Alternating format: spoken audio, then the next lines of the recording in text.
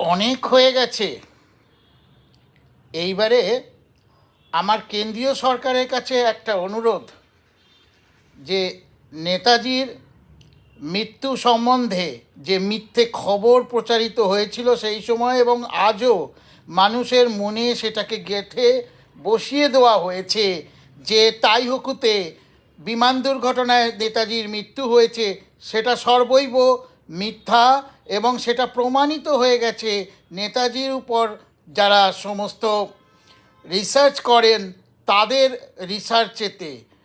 তো সরকার সবই জানেন, তবুও কেন এই সরকারের এত হিচকিচানি কি নেতাজির সম্বন্ধে আসল তথ্যটা, আসল ইতিহাসটা দেশের মানুষ জানুক, সেই ব্যাপারে এগিয়ে আসছে না।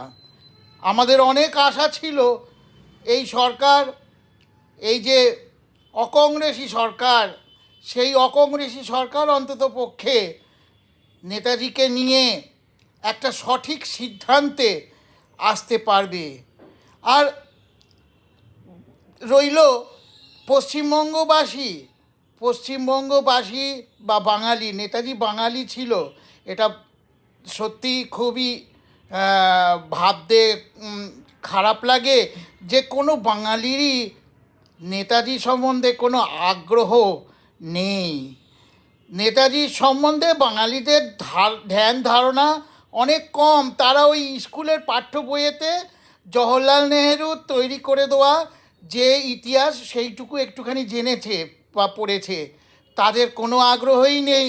উল্টে এই বাঙালি বর্তমানে নেতাজির সঙ্গে পিঁয়াজির তুলনা করে। তো অটোমেটিক্যালি কখনোই আমি আশা করি না যে বাঙালি নেতাজিকে নিয়ে হইচই করুক বা এই সঠিক তথ্য সবার সামনে আসুক, সেটা নিয়ে কিছু করবে। তো সুতরাং আমার স্বনির্বদ্ধ অনুরোধ কেন্দ্রের সরকারের প্রতি যে সঠিক ইতিহাসটা দয়া করে আমাদের জানতে দিন। এই আজকে নেতাজির আবার 23শে জানুয়ারি ছবি লাগিয়ে, পতাকা লাগিয়ে, একটা করে গাঁদা ফুলের মালা দিয়ে নেতাজি পুজো শুরু হবে একদিনের, কিন্তু এভাবে আর ঠিক নয়।